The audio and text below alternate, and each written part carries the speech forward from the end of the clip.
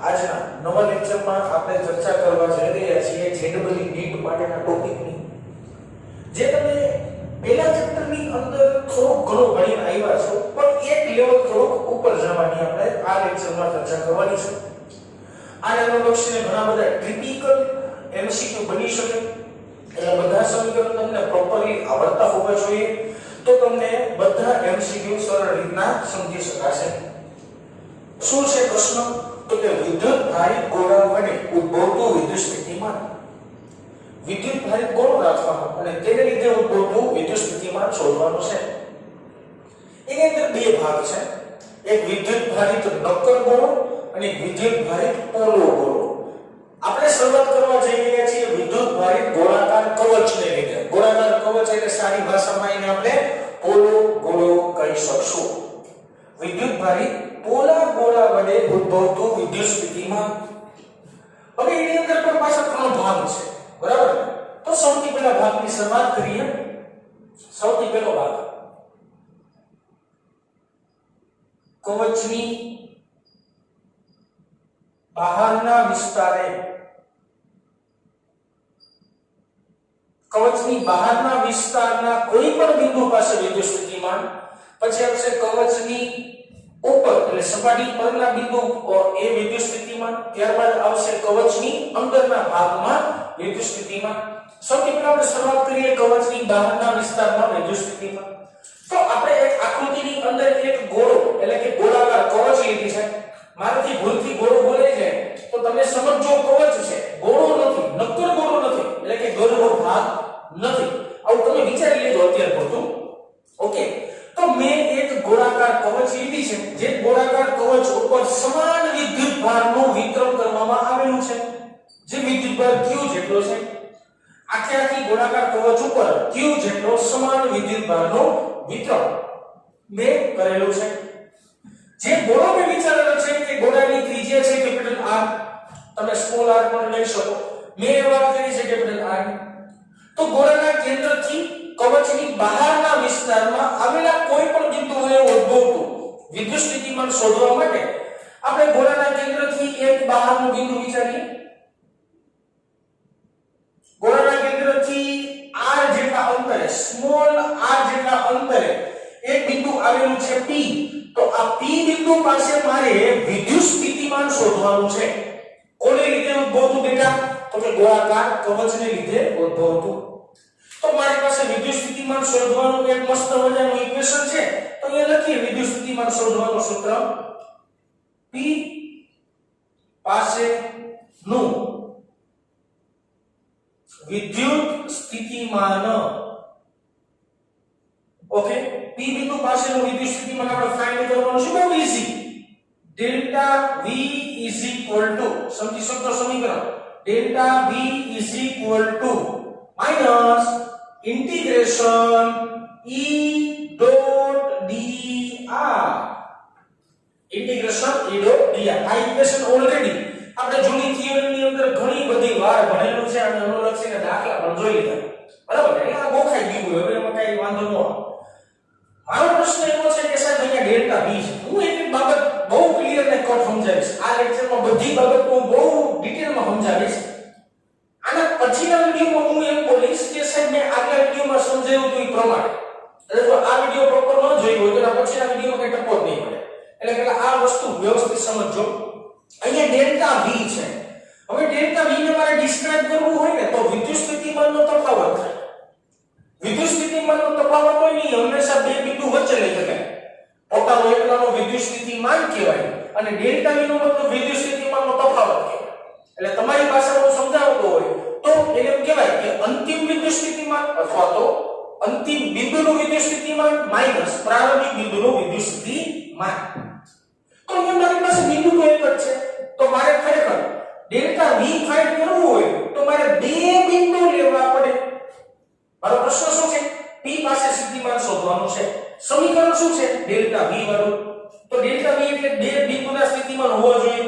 મારી પાસે એક જ બિંદુ છે તો મારે બીજો બિંદુ ધારવું પડે.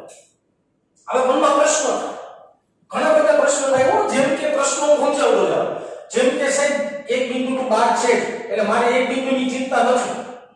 બીજું બિંદુ ક્યાં મારે બહાર ધારવાનું, બીજું બિંદુ મારે અંદર ધારવાનું, બીજું બિંદુ મારે સપાટી પરનું ધારવાનું, ક્યાં ધારવાનું? આ પ્રશ્ન હોવો જોઈએ. યાદ રાખજો કે મારે એક બિંદુ આપેલું છે, બીજું બિંદુ મારે ધારવું પડે તો ધારવાનો કઈ જગ્યાએ, એને એક નિયમ છે બેટા, નો ધારે નો ધારી શકાય. બરાબર? યાદ રાખવાનું કે સપાટીના બહારના વિસ્તારની ચર્ચા હાલતી હોય ત્યારે આપણું ધારેલું બિંદુ સપાટીની બહાર જ રહેવું જોઈએ. એટલે હું અહીંયા અનંત અંતરે, આ બધું મારી વાત, અનંત અંતરે એક બિંદુ વિચારું છું. અનંત અંતરે વિચારેલા બિંદુએ હું પરીક્ષણ વિદ્યુત ભાર મૂકી દઉં. પરીક્ષણ વિદ્યુત ભાર આપણે Q0 કહીએ છીએ, આને Q કહી દો, કાઈ ફેર નથી પડવાનો. બરાબર ને? તો આ પરીક્ષણ વિદ્યુત ભારને હું અનંત અંતરેથી આપેલા બિંદુએ લઈ આવું છું. આ પરીક્ષણ વિદ્યુત ભારને અનંત અંતરેથી આપેલા બિંદુએ લઈ આવું છું. એટલે જો તમે સિમ્પલ લોજિક જોવા જાવ તો મારું સ્થાનાંતર આ દિશાનું છે. સ્થાનાંતરને સૂક્ષ્મ સ્થાનાંતર તરીકે રજૂ કરીએ તો dr આ દિશાનું છે. તો મારી પાસે બે બિંદુ આવી ગયા, એક p બિંદુ અને એક ઇન્ફાઇનાઇટ બિંદુ. ઇન્ફાઇનાઇટ બિંદુ શું કરવાનું ખબર? એનું કારણ જો સમજાવું કે ભાઈ v ઇન્ફાઇનાઇટ બરાબર 0 થાય. અનંત અંતરે ધારવામાં આવેલા બિંદુએ વિદ્યુત સ્થિતિમાન 0 થાય તો મારું કેલ્ક્યુલેશન હેલું પડે. એટલા માટે અનંત અંતરે મેં થયું. ઓકે, તો હવે અહીંયા જે લિમિટની ચર્ચા છે, લિમિટની ચર્ચામાં હવે આવશે શું?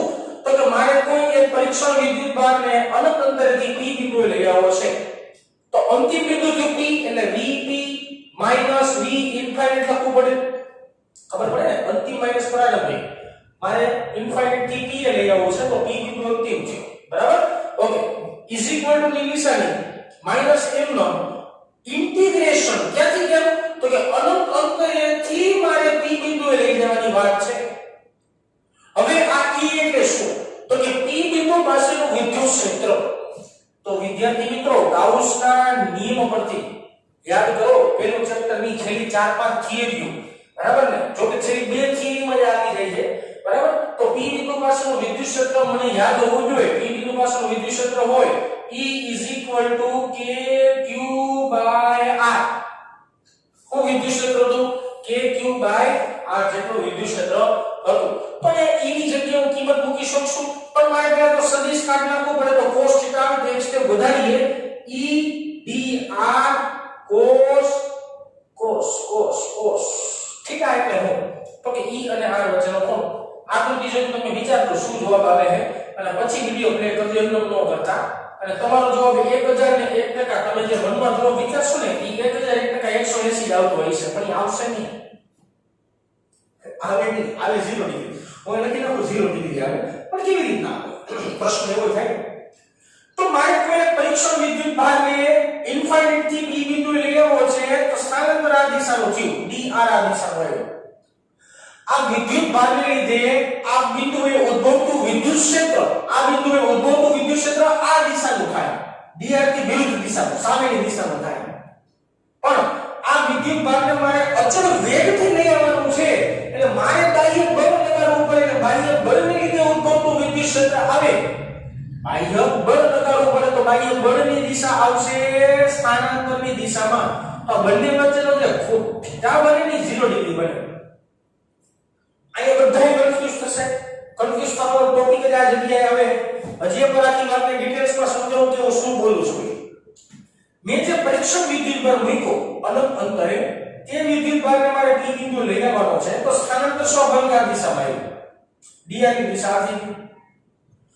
ધન વિદ્યુત ભારને કારણે ઉદ્ભવતું વિદ્યુત ક્ષેત્ર ટેકનિકલી દૂર જતી દિશામાં હોય. ખબર છે બધાને કે વિદ્યુત ક્ષેત્ર દૂર જતી દિશામાં હોય, પણ જો વિદ્યુત ક્ષેત્રને લીધે વિદ્યુત ભાર પ્રવેગી ગતિ કરે, અચળ વેગવાળી ગતિ ન કરે, તો મારે આ વિદ્યુત ભારનું નામ લઈ જાઉં છું તો આ વિદ્યુત ભારનો મને વેગ અચળ રાખવો હોય તો મારે બાહ્ય બળ લગાડવું પડે. અને બળ વિદ્યુત ક્ષેત્રને કારણે લગતું હોય એવું વિચારીએ તો આપણે કહી શકાય કે વિદ્યુત ક્ષેત્રની દિશા અને સ્થાનાંતરની દિશા કેવી આવે? એક આવે.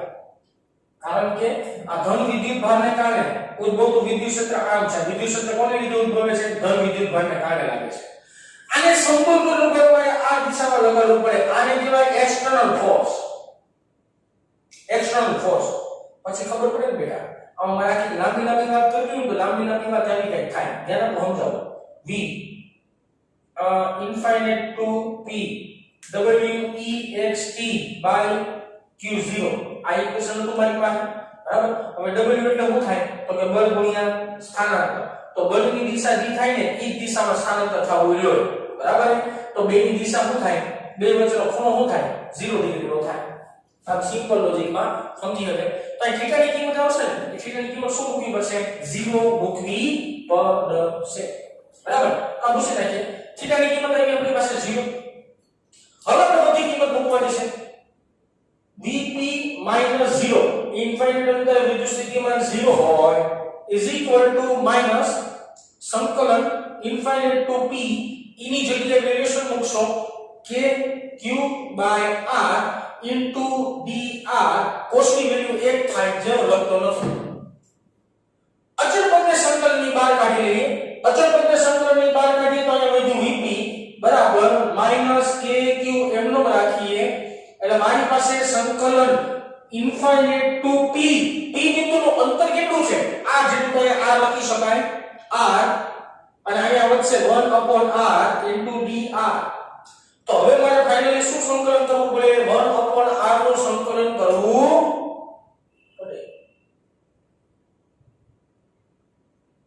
ઓકે આપણે 1/r નું સંકલન શું થાય 1/r નું સંકલન જો આવ તો 1 સોરી બેટા એ મારી ભૂલ છે kq/r સ્ક્વેર આવશે સોરી ઓ ભાઈ kq/r સ્ક્વેર આવશે ને અહીં સ્ક્વેર થાય બરાબર ને ગોળાકાર કવરને લીધે બહારના બિંદુએ દોરતું વિદ્યુત ક્ષેત્ર kq/r સ્ક્વેર થાય તે મારી ભૂલ હતી બરાબર તો 1/r નું સંકલન -1/r થાય આપીએ સાદું રૂપ ચાલો Vp બરાબર -k q સંકલન આપણે કરી નાખ્યું છે તો સંકલન આવશે -1/r લિમિટ આવશે લોઅર હતી ઇન્ફાઇનાઇટ ને અપર હતી r હવે મારે શું કરવાનું થાય upper limit minus lower limit કરો જી Vp -k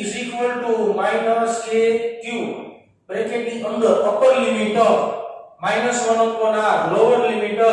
લોઅર લિમિટ પાછી આવશે -1/ઇન્ફાઇનાઇટ માઈનસ માઈનસ પ્લસ થાય 1/ઇન્ફાઇનાઇટ 0 થાય આ માઈનસ ને બહાર કાઢ્યો તો Vp બરાબર આવશે kq/r તો સપાટીથી બહારના બિંદુએ ઉદ્ભવતું વિદ્યુત સ્થિતિમાન આવશે kq/r જેટલું આ તમારો ફાઇનલ આન્સર છે આ સપાટીના બહારના વિસ્તાર માટેની વાત હતી હવે મને કહો સપાટી પરના વિસ્તાર માટે સપાટી પરના બિંદુ એ વિદ્યુત સ્થિતિમાન ઓકે સપાટી પરના બિંદુએ વિદ્યુત સ્થિતિમાન શોધવું હોય તો મને કોમન સેન્સ ની ખબર પડે કે મારે સપાટી પરના બિંદુ માટે r કન્સિડર કરવું પડે બરાબર ને તો ઉપરના સમીકરણને લખી નાખું તો લખી શકાય v of s s નો મતલબ થાય સરફેસ અને સરફેસ નું ગુજરાતીમાં કહેવાય સપાટી લખી શકાય kq/r એટલે કે સ્મોલ ની જગ્યાએ કેપિટલ રાખો તો આપણે બીજું એક આન્સર મળ્યું તો ફાઇનલી બે બિંદુ વિશે આપણે ચર્ચા થઈ ગઈ મસ્ત મજાની બે બિંદુ વિશેની ચર્ચા થયા બાદ આપણે એના પછીના ટોપિકની ચર્ચા કરવી પડે ઓકે સરસ ચાલો એના પછીના ટોપિકની ચર્ચા એવી કંઈક છે કે કવચની બહારનો વિસ્તાર થઈ ગયો સપાટી પરનો વિસ્તાર થઈ ગયો તો બીજો પોઈન્ટ આ લખી નાખો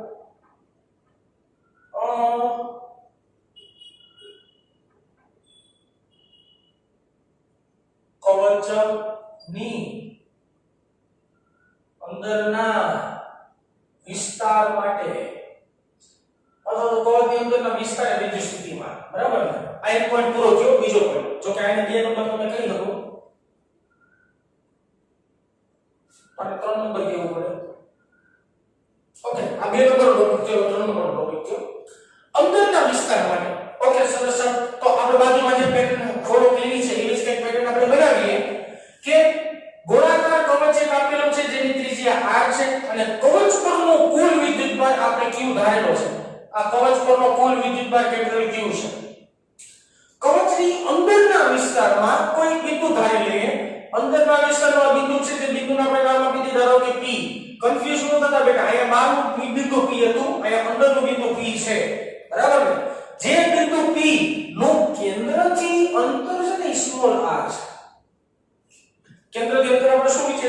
સ્મોલ r છે એવું છે તો મારે શું કરવાનું છે p બિંદુ પાસે વિદ્યુત સ્થિતિમાન શોધવાનું છે બાજુમાં જેવું લખ્યું એવું જ કોપી મારવાની છે p પાસેનું વિદ્યુત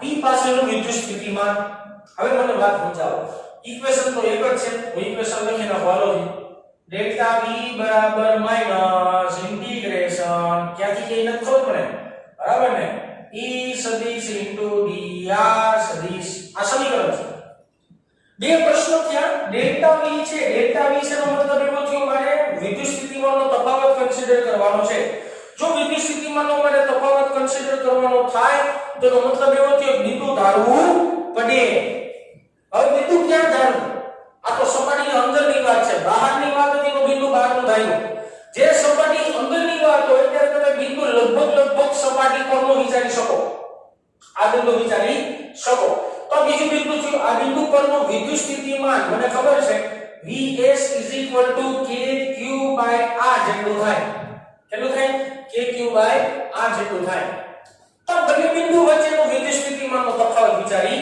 શકાય પછી મેં બોલવાનું કે અહીંયા પરીક્ષણ વિદ્યુતભાર મૂક્યો કે પરીક્ષણ વિદ્યુતભારને ક્યાં લઈ જવાનું છે મારે p બિંદુએ લઈ જવાનો છે તો અહીંયા મારે લખવું હોય તો આમ લખી શકાય Vp Vs સાંભળજો Vp Vs is equal to minus integration કરવાનું છે સરફેસ પરથી p બિંદુ સુધીનું સંકલન કેવી રીતે થાય સરફેસ પરના બિંદુએથી p બિંદુ સુધીનું અને અહીંયા સમીકરણમાં આવશે EdR cos 0 ડિગ્રી હવે હું સમજાવીશ નહીં 0 ડિગ્રી કેમ આવે અહીંયા જેવી ચર્ચા કરી એવી રીતે ચર્ચા બાજુમાં થાય મતલબ એક જ આવશે કે સ્થાનાંતરની દિશામાં અને વિદ્યુત ક્ષેત્ર હોય એની દિશામાં બળ લગાડતું રહેશે પ્રશ્ન એવો છે કે આ E એટલે શું તો કે E એટલે p બિંદુએ ઉદ્ભવતું વિદ્યુત ક્ષેત્ર તો p પાસેનું વિદ્યુત ક્ષેત્ર ધોરણ 12 સાયન્સ ચેપ્ટર નંબર 1 ની ગાઉસના નિયમ પરથી ચર્ચા કરીએ તો p બિંદુએ વિદ્યુત ક્ષેત્ર થશે EP0 ખબર પડે ને કવચની અંદરના વિસ્તારમાં ઉદ્ભવતું વિદ્યુત ક્ષેત્ર 100% શું મળતું હોય 0 મળતું હોય જે તમે ઓલરેડી પહેલા ચેપ્ટરની અંદર ભણી રહેલા છો ઓકે અને વિડિયો જોવો હોય તો જોઈ લેજો તમને આઈડિયા આવી જશે ઓકે સરસ ચાલો તો સિમ્પલ Vp Vs Vs એમ રાખો મારી પાસે કિંમત છે બરાબર માઈનસ ની નિશાની કરી નાખશું આપણે ઇન્ટિગ્રેશન કરશું s થી લઈને t એની જગ્યાએ શું લખવું પડે 0 dr cos 0 ની વેલ્યુ થાય 1 એટલે ટેકનિકલી આ કેવો પદ 0 થાય આમ લખી શકાય Vp Vs 0 Vp Vs Vs ની કિંમત શું છે kq/r તો મને ફાઇનલ જવાબ મળ્યો કે ભાઈ સપાટીમાં કેન્દ્રથી લઈને સપાટી સુધી જવામાં આવે તો વિદ્યુત સ્થિતિમાન સમાન મળે અને સપાટીથી દૂર જવામાં આવે તો વિદ્યુત સ્થિતિમાનનો સંબંધ અહીંયા યાદ રાખવાનો કે Vp proportional to 1 શું મળે r મળે કેન્દ્રથી લઈને સપાટી સુધી બધાનો જવાબ kq/r જ આવ્યો જોજો આ મેં સપાટીની અંદરનો બિંદુ વિચાર્યું છે આ p બિંદુ મને વિદ્યુત સ્થિતિમાન મળ્યો બરાબર સપાટી પર તો વિદ્યુત સ્થિતિમાન શું છે kq/r ઓલરેડી છે જ મારી પાસે અને સપાટીના બહારના વિસ્તાર માટે મારી પાસે વિદ્યુત ક્ષેત્ર શું છે kq/r જે 1/r ના સમપ્રમાણમાં થાય બરાબર તો કહી શકાય અહીંયા વાક્ય લખવું હોય તો સારી ભાષામાં વાક્ય પણ લખી શકાય આવી રીતના થાય કે ગોળાકાર કવચના કેન્દ્રથી સપાટી સુધીનું વિદ્યુત સ્થિતિમાન સમાન મળે છે હવે તમારે ગ્રાફ બનાવવાનો છે અહીંયા તો તમે કરો v વિરોધ r નો આલેખ v વિરુદ્ધ r નો મારે ગ્રાફ બનાવવો હોય તો આ બધી વાતો પરથી બનાવી હવે કેવી રીતના તો કે અહીંયા આપણે ધારો કે v ધાર લે વિદ્યુત સ્થિતિમાન ધાર લે અને અહીંયા આપણે ધારો કે r ધાર લે r એટલે કે અંતર ધાર લે બરાબર આ એક ઉગમ બિંદુ કેન્દ્ર કે તમે જે બોલી શકે ગોળાનું કેન્દ્ર થાય અને ગ્રાફનો ઉગમ બિંદુ થાય. અહીં નામ આપી દો 0 બિંદુ. આને કીધું વિદ્યુત સ્થિતિમાનને રજૂ કરશે અને આ છે અંતરને રજૂ કરશે. હવે તમે જોવા જાઓ તો કેન્દ્રથી શરૂઆત કરશો તો આ બિંદુને આપણે કેવું પડે v કેન્દ્ર. v કેન્દ્ર એટલે કે ગોળાના કેન્દ્ર વિદ્યુત સ્થિતિમાન. પછી આ બિંદુને આપણે ધારો કે કંઈક નામ આપી દઈએ આવું કાંઈ. આ બિંદુને આપણે કહી દઈએ v સપાટી. v સપાટી એટલે કે સપાટી પરનું વિદ્યુત સ્થિતિમાન સરફેસ કહેવાય. અને આ બિંદુને આપણે ધારો કે નામ આપી દઈએ v બહાર. આ યાદ રાખવા માટે હું સિમ્પલ લખું v બહાર એટલે કે બહારના બિંદુએ વિદ્યુત સ્થિતિમાન. તો જો ગ્રાફ વિચારવામાં આવે વિદ્યાર્થી મિત્રો તો ગ્રાફ આવો કંઈક આવે કે ભાઈ કેન્દ્રથી લઈને સપાટી પરના બિંદુ માટે કેન્દ્રથી લઈને સપાટી પરના બિંદુ માટે ગ્રાફ લગભગ સ્ટ્રેટ આવે આવો. અને તમે અહીંયા સપાટીથી દૂર જાઓ તો ગ્રાફ લગભગ આવો કંઈક આવે. એટલે જો મારે ઇક્વેશનના ફોર્મેશનમાં લખો તો લખી શકાય આ ગ્રાફ આવે v બરાબર k q બાય r આવે અને આ ગ્રાફ આવે v પ્રોપોર્શનલ ટુ અથવા તો v proportional two 1 upon r. એટલે ગ્રાફ આવો આવશે કે વિદ્યુત સ્થિતિમાન અંતર સાથે ઘટતું જતું હશે. તો આ જે તમારો આલેખ અને આ છે તમારી એક જેડબલ્યુ નીટની થિયરી કે જેની અંદર આપણે વાત કરી કે ગોળાકાર કવચ ને લીધે કોઈ પણ બિંદુએ ઉદ્ભવતું વિદ્યુત સ્થિતિમાન. આના પછીના એક લેક્ચર ભાગવાર બનાવીએ છીએ. આના પછીના લેક્ચરની અંદર આપણે વાત કરશું નક્કર ગોળો જે ગોળાની અંદર વિદ્યુત ભારનું વિતરણ થયેલું હોય એવા નક્કર ગોળાના લીધે ઉદ્ભવતું અલગ અલગ જગ્યાએ વિદ્યુત સ્થિતિમાન.